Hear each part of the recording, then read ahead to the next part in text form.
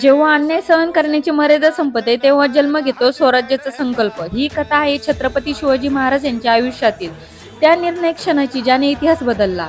पुणे जवळील रायरेश्वर मंदिर घनदाट डोंगरामध्ये वसलेले एक पवित्र ठिकाण, जेथे वयाच्या अवघ्या 16व्या वर्षी शिवबा आपल्या मावळ्यासह उभे होते। सभोवती अंधार, पण डोळ्यात जळत होती एक ज्वाला स्वराज्याची। त्या काळात देशावर परकीय सत्तेचा अत्याचार होता, जनतेवर अन्याय, लूटमार आणि भीतीची सावट होती।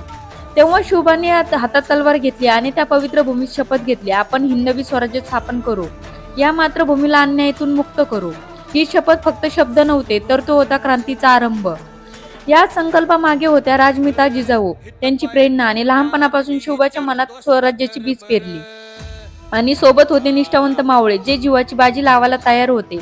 एका या शब्दातून इतिहासाची दिशा बदलली आणि पुढे जाऊन जन्म झाला मराठा साम्राज्याचा।